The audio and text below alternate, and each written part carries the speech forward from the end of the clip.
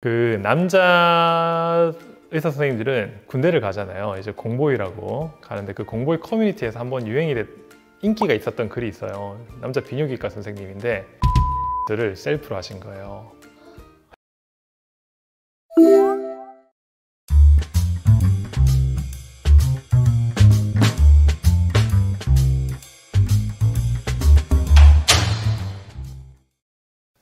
Are you okay? 오늘도 늑대는 늑대 선생 성형외과 전문의 김현주 원장입니다.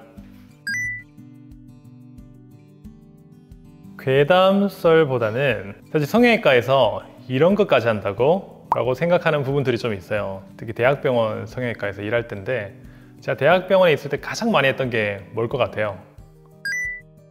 그렇죠. 드레싱 중에 발가락 자르는 일을 제일 많이 했어요. 이게 다들 놀라시는 부분인데 사실 성형외과 영역이 굉장히 다양해요. 굉장히 넓은 범위에서 상처 치유에 관한 일들을 다 성형외과에서 하고 있는데 특히나 제가 있던 성형외과는 이제 혈액순환과 관련된 이제 상처 치유를 굉장히 많이 했었거든요. 그 중에서 당뇨발이라고 있어요.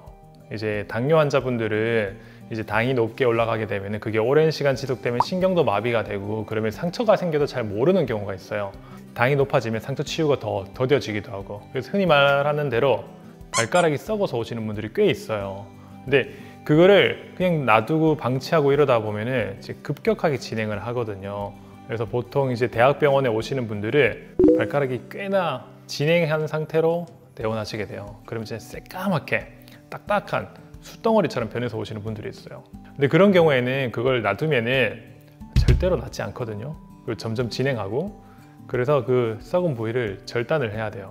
이제 어떤 경우에는 너무 진짜 수처럼 변해가지고 손만 톡 대도 부러지는 경우도 있어요.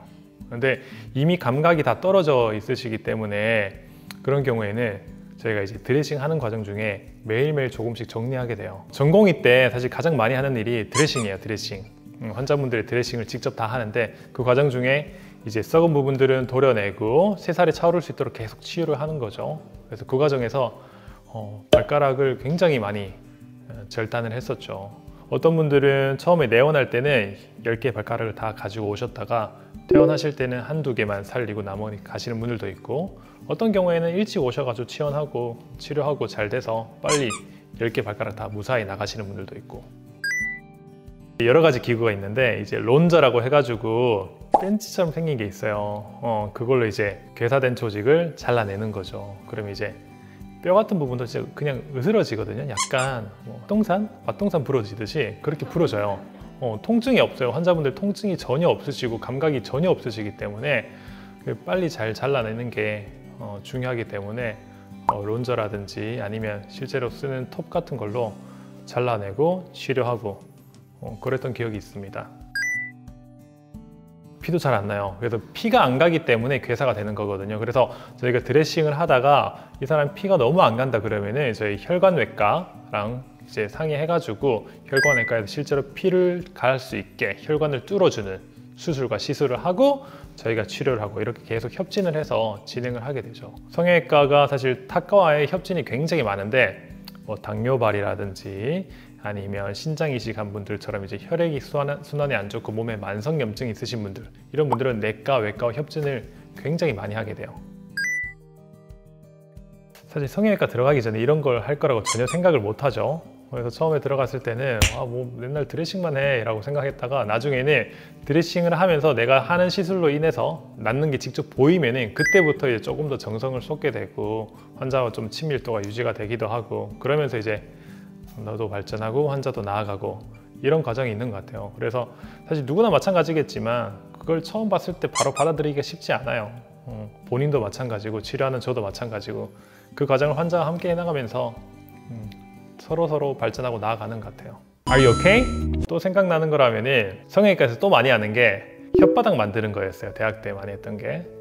물론 제가 직접 하는 건 아니고 이제 교수님들이 할 때 이제 같이 옆에서 도와줬던 부분들인데 이제 설암 환자들 태국 같은 경우나 뭐 대만 같은 경우에는 이 씹는 담배가 굉장히 많이 유행을 하기 때문에 설암이 많아요. 근데 그게 아니더라도 구강암, 설암, 턱뼈암 이런 분들 같은 경우에는 이 하안면을 재건을 해줘야 되거든요. 그럴 때 이 혓바닥도 같이 만들어야 돼요. 허벅지에서 이제 살과 근육, 지방을 채취해가지고 이제 접어서 혓바닥을 만드는 거죠. 그 수술 시간이 꽤 많이 걸려요. 한 번은 이런 적이 있었어요. 그분도 담배를 많이 피셔가지고 설암이 걸리시고 이제 수술을 진행하게 되셨는데, 담배 피는 분들이 전부 다 혈액순환이 떨어져 있거든요. 그래서 우리가 이제 진행하는 수술을 유리피판술이라고 해요. 유리피판술을 하기 위해서는 이제 혈액순환이 원활해야 돼요. 근데 검사상에서 괜찮아도 혈액순환이 떨어져 있는 분들이 있어요. 그래서 그분은 첫날에 수술에 해서 이거를 만들어 놨는데 다음날 바로 막혀버린 거예요. 그래서 다음날에 제거를 하고 그 반대쪽에서 떼서 다시 이식 수술을 한 거죠. 근데 이식 수술이 꽤나 오래 걸려요. 이비인후과에서 제거를 하고 저희가 재건을 하고 하면 토탈 12시간이 넘는 수술 시간이 걸리거든요. 그거를 이틀 연속을 하신 거예요. 그리고 나서도 중환자실에서 일주일 넘게 입원해 계시고, 그 과정에 제가 제일 막내였기 때문에 계속 드레싱을 하고, 그리고 그 수술하면 집에 못 가거든요. 1시간별로 계속 가가지고 그 피판의 상태를 계속 체크해야 돼요. 필요한 경우에는 의료용 거머리를 물리기도 하고, 또는 직접 우리가 피를 내서 피 색깔을 관찰하기도 하고, 그 수술을 하셨던 분들은 사실 머릿속에 다 남아 있어요. 그분들이 병원에 와가지고 얼마나 힘든 기간을 보냈는지 다 알고, 그 제일 힘든 기간에 제일 가까이서 봤기 때문에 그분들은 사실 아직 이름까지 기억나는 분들이 많아요. 맞아요. 제가 직접 하는 건 아닙니다. 교수님이 하시는 걸 제가 이제 옆에서 배웠지만, 혀를, 이 삼천혈을 딱 펼쳤을 때 어떤 모양이 될 거다 라는 걸 예상을 하고 이제 디자인을 하는 거죠. 마치 우유곽 펼치면은 모양 나오듯이 그거를 이제 디자인을 하는 거예요. 아주 잘하시는 분들은 진짜 혓바닥과 모양도 비슷하고 기능도 비슷하게 살아난다 하더라고요. 아! 갑자기 떠오르는 생각인데, 이거는 실제 저희 의사들 커뮤니티에서 좀 유명한 얘기거든요. 그 남자 의사 선생님들은 군대를 가잖아요. 이제 공보위라고 가는데, 그 공보위 커뮤니티에서 한번 유행이 인기가 있었던 글이 있어요. 남자 비뇨기과 선생님인데 정관 수술을 셀프로 하신 거예요. 물론 정관 수술은 일단 시야가 확보가 돼 있어요. 이렇게 보면 되니까. 그래서 이제 그분이 정관 수술을 해야겠다라고 하면서 자기 셀프 시술기를 아주 자세하게 남긴 게 있으세요. 그거 보면은 보고 있는 저 자신도 좀 움츠러들어요. Are you with us? 오늘은 제가 성형외과에서 겪었던 일에 대해서 이야기를 나눠봤고요. 얘기가 재밌었다면 좋아요, 구독 눌러주시고, 저는 이만 늑대로 가보겠습니다. 지금까지 늑대선생 김현주 원장이었습니다. 감사합니다.